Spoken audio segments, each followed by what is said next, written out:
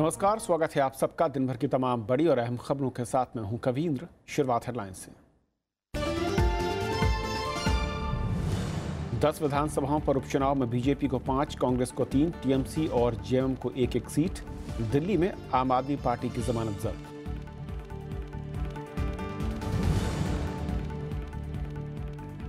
VVPAT के बिना EVM के इस्तेमाल पर केंद्र और चुनाव आयोग को नोटिस। सुप्रीम कोर्ट ने 8 मई तक मांगा जवाब। बीएसपी ने गड़बड़ी का लगाया आरोप।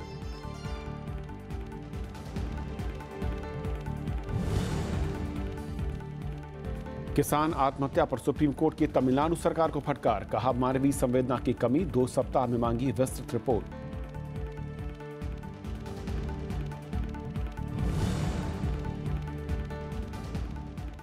ईपीएफओ से 20 साल तक जुड़े रहने पर मिलेंगे अतिरिक्त 50,000 रुपए।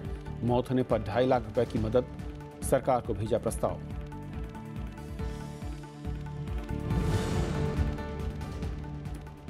सीरिया के खिलाफ प्रस्ताव पर रूस का वीटो। उच्च स्तरीय वार्ता में नहीं बन पाई आम राय। अमेरिका ने माना सबसे बुरे दौर में रूस से रिश्ते।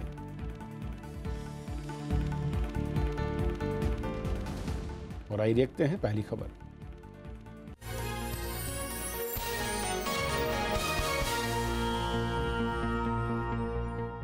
सीरिया पर अमेरिका और रूस में खाई बढ़ती जा रही है। सीरिया के खिलाफ सुरक्षा परिषद में आए प्रस्ताव को रूस ने वीटो कर दिया है। उधर मॉस्को में दोनों देशों के बीच उच्च स्तरीय बैठक में इस मुद्दे पर आम राय नहीं बन सकी। संयुक्त राष्ट्र सुरक्षा परिषद की बैठक में रूस ने सीरिया के खिलाफ मसौदा प्रस्ताव को वीटो कर दिया। यह प्रस्ताव अमेरिका, ब्रिटेन और फ्रांस ने रखा था। इसमें रासायनिक हमले की जांच में सीरिया सरकार को सहयोग करने को कहा गया था। सीरिया के पक्ष में रूस ने 8वीं बार वीटो का प्रयोग किया है। प्रस्ताव के पक्ष में 10 और विरोध में 2 वोट पड़े। चीन समेत 3 देश बैठक से गैर हाजिर रहे। It is Russia to stop covering for Assad. It is long past time for Russia to push seriously for peace and not continue to be part of the problem. Ну просто с большим удивлением. Никто не выезжал на сцену преступления. Но откуда вы знаете? It has been our consistent position that the use of chemical weapons by anyone, anywhere, under any circumstances should not happen, and any perpetrator of such an act should be held accountable. सुरक्षा परिषद की बैठक ऐसे वक्त में हुई जब अमेरिकी विदेश मंत्री रेक्स टिलरसन रूस के दौरे पर थे। मॉस्को में उन्होंने राष्ट्रपति व्लादिमीर पुतिन और विदेश मंत्री सर्गेई लावरोव से मुलाकात की, लेकिन सीरिया और राष्ट्रपति बशर अल असद के भविष्य पर आम राय नहीं बन सकी।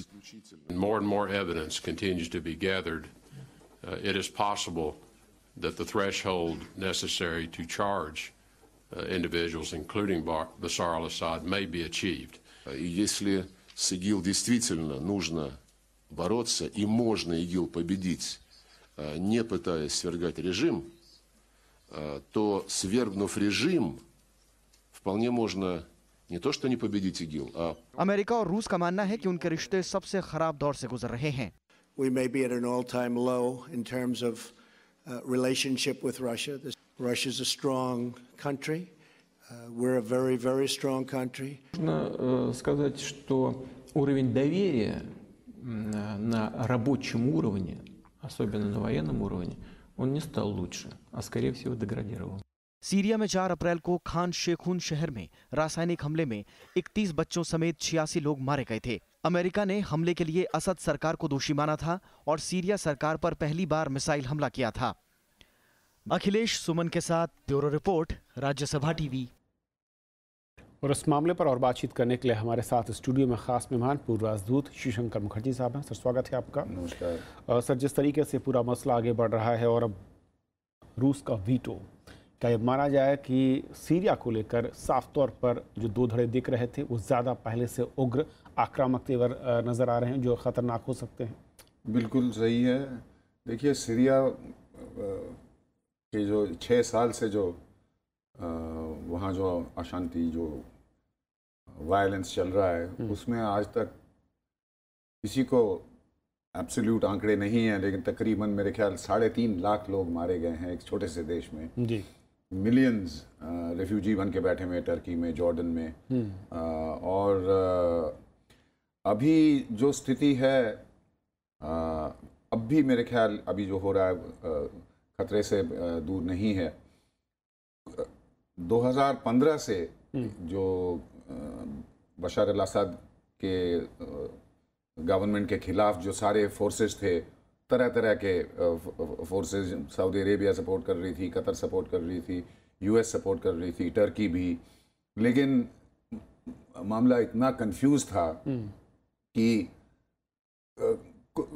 कौन किससे लड़ रहा है ये भी काफ़ी कंफ्यूजिंग था। एक तरफ कर्ड्स हैं जो क्या कहते हैं आइसिस के खिलाफ हैं, टर्की आइसिस के खिलाफ है, लेकिन कुर्दिश लोग जो हैं वो भी अर्दोगन की जो सरकार है वो ट्रस्ट नहीं करती, क्योंकि उनका अपना प्रॉब्लम है, इंटरनल प्रॉब्लम है। लेकिन 2015 से जब से रूस ने बहुत स्ट्रांगली मिलिटरीली साथ दिया बशर अल असद का, तब से दो चीज़ें हुई। एक तो आइसिस का थोड़ा सा डिफीट शुरू होने लगा, क्योंकि उसके पहले लोग मारे जा रहे थे, लेकिन कुछ ये नहीं कह सकते थे कि आइसिस जो टेरिटरी कंट्रोल करती है उसको वापस ले लिया गया हो। लेकिन ये इसकी कीमत बहुत ही ज़्यादा लोग समझते हैं चुकानी पड़ेगी। पूरा शहर अलेपो का, जो दुनिया का सबसे प्राचीन शहर माना जाता है, उसको तस नस हो गया है। और अब क्या कहते हैं कि आइसिस जो है ऑन द रन है, अब उसका थोड़ा सा अंत आ नहीं रहा है, लेकिन कुछ ऐसा लग रहा है कि वो अब इस तरह के हालात हैं कि अब वो सिचुएशन नहीं है जो पहले था। अब ये जो रूस और अमेरिका में हो रहा है, कोशिश यही थी कि ये दोनों अगर थोड़ा सा भी समझौता कर लें और इकट्ठे आइसिस का सामना करें, तो जल्द से जल्द ये मामला ख़त्म हो जाएगा, आइसिस ख़त्म हो जाएगी, शांति के तरफ लोग बढ़ेंगे और ये जो लाखों लोग मारे जा रहे हैं, ये जो सिचुएशन है ये ख़त्म होगा। लेकिन इसमें एक बहुत बड़ी पॉलिसी डिफरेंस है। अमेरिका के भी बहुत फ्लिप फ्लॉप हैं और आखिरी पहले उनका कहना था कि Bashar al Assad must go, regime change चाहिए। उसके बाद मान लिया उन्होंने कि नहीं, आइसिस को पहले ख़त्म करना है, उसके बाद देखा जाएगा। अब वापस वो उसी पे आ गए कि नहीं, बशर अल असद मस्ट गो। और ये केमिकल वेपन्स का जो आरोप लगाया है, उस पर उन्होंने जो एरियल अटैक किया है, उससे और भी पोजीशन सख्त हो गया है। और रूस का ये कहना कि कितना सही दिखता है आपको कि जब उनके राजदूत ये कहते हैं कि भाई रासायनिक हमले अगर हुए तो कम से कम बाहर के देश वहाँ पर जाकर जांच करते और उसके बाद तय करते कि ये हमले किसने किए और उसके बाद कार्रवाई होती। लेकिन जांच से पहले कई हज़ार किलोमीटर दूर बैठकर ये तय कर देना कि ये असर अल असद की तरफ से हुए हैं, उनके सैनिकों ने किए हैं या फिर उनकी सेना ने किए हैं, कहते हैं कि ये बात गले नहीं उतरती। तो कितना तर्क जो है ये, देखिए कह तो सकते नहीं है, इतना इसमें क्या कहते हैं डिसइंफॉर्मेशन इतना फैलाया जाता है। लेकिन अमेरिका का और वेस्टर्न पावर्स का जो ऑटोमेटिकली कह देना कि बशर अल असद ने ही किया है, एक तरह से उनका कहना है कि इसमें कोई शक नहीं है कि बशर अल असद के रेजीम ने पहले केमिकल वेपन्स का इस्तेमाल किया है, दुनिया मानती है। लेकिन इस बार किया है कि नहीं, अब उनका कितना क्रेडिबिलिटी, उन्होंने सबूत तो कुछ नहीं दिखाया, बस कह दिया कि इन्होंने किया है। क्योंकि और सीरिया की रेजीम कहती है हमारा समझौता था 2013 में कि हम सारे केमिकल वेपन्स नष्ट कर दे, हमने बिल्कुल उनको नष्ट कर दिए हैं और हम बिल्कुल इस्तेमाल नहीं करते हैं उसका। और क्या कहते हैं, ये जो लोग अमेरिका और वेस्ट के जो बयान हैं उसको नहीं मानते। उनका कहना है, आप सद्दाम हुसैन का किस्सा याद करते हैं कि वेपन्स ऑफ मास डिस्ट्रक्शन है, उसके पीछे उस देश का बिल्कुल सत्यानाश तबाह कर दिया और वेपन्स ऑफ मास डिस्ट्रक्शन ना तो मिले ही। और कोलिन पावेल, उनका secretary of state United Nations में, कहता है कि मुझे झूठ बोला गया इसलिए मैंने भी झूठ बोल दिया। तो इस तरह से ये जो मामला है, मूल बात यह है कि सुपर पावर्स में जो समझौता की आशा थी वो अब ऐसा लग रहा है कि हुआ नहीं है। ये यूएन में देखिए वीटो, और ऊपर से रेक्स टिलरसन का जो टॉक्स हुआ, अब रिपोर्ट्स के हिसाब से तो टॉक्स बिल्कुल ही फेलियर रहे हैं। तो अब देखना पड़ेगा आगे। सर, ये लगातार दोनों जो धड़े हैं वो आतंकवाद, ISI, वहां पर भी आके उनके अपने इंटरेस्ट वहां पर सामने आ जाते हैं। क्या बड़ी चीजें हैं? देखिए बिल्कुल सही है, क्योंकि हर एक देश अपना सेल्फ इंटरेस्ट फॉलो कर रहा है। America wants total control of the middle east. अब रूस में एक लीडर है जो सोवियत यूनियन के ज़माने में जो ग्लोरी था सुपर पावर का, वो लगे हुए हैं कि उसको रिस्टोर करना है। और रूस में एक चीज़ बिल्कुल सही है कि व्लादिमीर पुतिन जो हैं बहुत ही पॉपुलर लीडर हैं, लेकिन फिर भी अगले साल चुनाव है उनका। तो ये जो पोजीशंस ले रहे हैं अमेरिका और रशिया, ये आधे से ज़्यादा तो मेरे ख्याल इसलिए ले रहे हैं डोमेस्टिक ऑडियंस के लिए, क्योंकि एक इधर चुनाव है, इधर डोनाल्ड ट्रंप के बारे में तो आप जानते हैं कि दुनिया भी क्या कहते हैं समझ नहीं पा रही है कि इनका पॉलिसी क्या है, हर लोग अनप्रेडिक्टेबिलिटी है कुछ, और जो उन्होंने अपना रूह दिखाया था बहुत टफ प्रेसिडेंट होने का, उसको भी उन्होंने अमेरिकन पब्लिक को दिखाना है कि मैं कर रहा हूं जो करना है। बीच में मेरे ख्याल से रूस का जो कहना है कि देखिए आईसिस अगर मेन एनिमी है तो उसको ख़त्म किया जाए, उसके बाद रेजिम चेंज के बारे में सोचा जाए और सीरियन पीपल को डिसाइड कर देना चाहिए क्या चाहते हैं। इसका तो मेरे ख्याल कुछ लॉजिक है। और अमेरिका पॉलिसी में जो फ्लिप फ्लॉप हो रहे हैं उनको अब कुछ समझ नहीं आ रहा है कि आखिर में एक कोहेरेंट स्ट्रेट फॉरवर्ड पॉलिसी उनका है कि नहीं है। मुश्किल में मेरे ख्याल से जो खतरनाक सिचुएशन है सीरिया में, मुझे तो लगता है अभी वो खतरा अभी शांति के वो अब भी है और शांति की तरफ मामला नहीं बढ़ रहा है, शांति की तरफ नहीं बढ़ रहा बल्कि टकराहट ज़्यादा बढ़ती दिखाई दे रही है। बहुत ही शुक्रिया सर इस पूरी बातचीत करने आपका। Thank you. तो ये थी पहली खबर, छोटा सा ब्रेक और ब्रेक के उस पार दिन भर की दूसरी बड़ी खबर।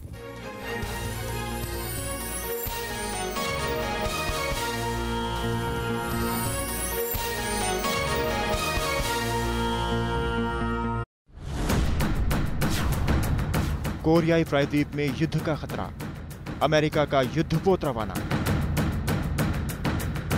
उत्तर कोरिया की जवाबी धमकी, देखिए विशेष जंग की दस्तक।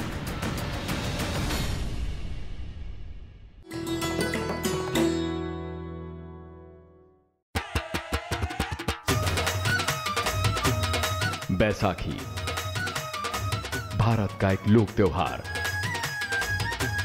जिसमें लोग करते हैं रबी की फसल पकने पर खुशी का इजहार। इसी दिन मनता है केरल में विशु, असम में बिहू और तमिलनाडु में पुथंडू का जश्न। कहीं झूमते गाते हैं लोग तो कहीं होते हैं अरदास और कीर्तन। पंजाब में इस दिन की दोगुनी है खुशियां, क्योंकि बैसाखी पर ही गुरु गोविंद सिंह ने की खालसा पंथ की स्थापना।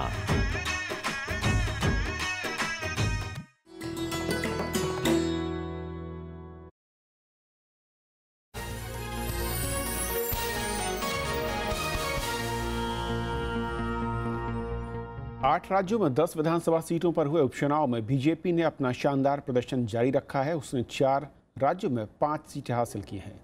कांग्रेस ने मध्य प्रदेश की 1 और कर्नाटक में दोनों सीटों पर कब्जा बरकरार रखा है, तो टीएमसी और झारखंड मुक्ति मोर्चा को 1-1 सीट मिली है। जीत का यह जश्न बीजेपी को उपचुनाव में मिली कामयाबी का है। दिल्ली में राजौरी गार्डन सीट बीजेपी ने आम आदमी पार्टी से छीन ली है। बीजेपी अकाली गठबंधन के उम्मीदवार मनजिंदर सिंह सिरसा ने कांग्रेस उम्मीदवार मीनाक्षी चंदेला को 14,000 से ज्यादा वोटों से हराया है। आम आदमी पार्टी यहां तीसरे नंबर पर रही। हम दिल्ली के पिछले 2 साल में दिल्ली सरकार ने जितने काम किए हैं उसके दम पे दिल्ली का नगर निगम का चुनाव जीतेंगे और पूरी शिद्दत से जीतेंगे। दिल्ली प्रदेश बीजेपी कोटि कोटि उनको धन्यवाद देती है और मुझे पूरा विश्वास है यही रिजल्ट, ये दिल्ली का मूड है और यही एमसीडी में भी होगा, ऐसा हमारा विश्वास है। मध्य प्रदेश में बीजेपी ने बांधवगढ़ सीट जीत ली है। बांधवगढ़ में बीजेपी उम्मीदवार शिवनारायण सिंह ने कांग्रेस की प्रत्याशी सावित्री सिंह को 25 से ज्यादा वोटों से हराया। वहीं कांग्रेस नेता सत्यदेव कटारे के निधन से खाली हुई सीट पर कांग्रेस ने कब्जा कर लिया। यहां सत्यदेव कटारे के बेटे हेमंत विजयी हुए हैं। उन्होंने बीजेपी के अरविंद भदौरिया को हराया। कांग्रेस के लोगों ने बड़ी मेहनत की, बीजेपी के कार्यकर्ताओं में भी असंतोष था, जनता में असंतोष था। इसके अलावा बीजेपी ने हिमाचल की भोरंज, असम की धेमाजी और राजस्थान की धौलपुर सीट पर जीत दर्ज की है। कांग्रेस ने कर्नाटक की नंजगुड और गुंडलपेट सीट पर कब्जा बरकरार रखा है।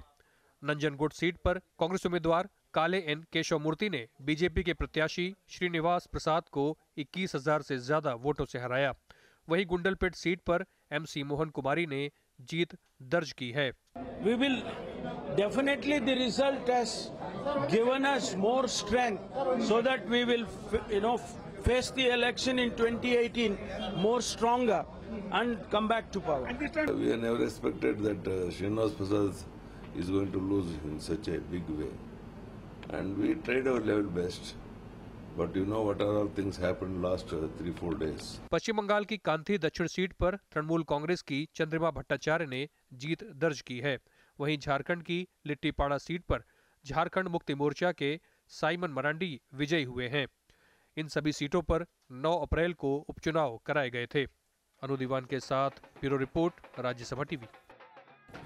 श्रीनगर लोकसभा सीट के 38 बूथों पर आज फिर मतदान हुआ। इन बूथों पर महज 2% मतदाता ही वोट करने पहुंचे। सुबह 7 बजे से शाम 4 बजे तक वोट डाले गए। श्रीनगर सीट पर रविवार को उपचुनाव के दौरान व्यापक पैमाने पर हिंसा हुई थी। भीड़ ने करीब 100 मतदान केंद्रों पर तोड़फोड़ की थी। इस दौरान झड़प में 8 लोगों की मौत भी हुई थी, जिसके बाद आयोग ने यहां पर दोबारा मतदान का फैसला लिया। वोटों की गिनती 15 अप्रैल को होगी। इलेक्ट्रॉनिक वोटिंग मशीन में गड़बड़ी से जुड़ी याचिका पर सुप्रीम कोर्ट ने आज केंद्र और चुनाव आयोग से जवाब मांगा। याचिका में ईवीएम में गड़बड़ी की आशंका जताई गई और मामले की अगली सुनवाई अब 8 मई को होगी। सुप्रीम कोर्ट ने ईवीएम के मुद्दे पर गुरुवार को केंद्र सरकार और चुनाव आयोग को नोटिस जारी किया है।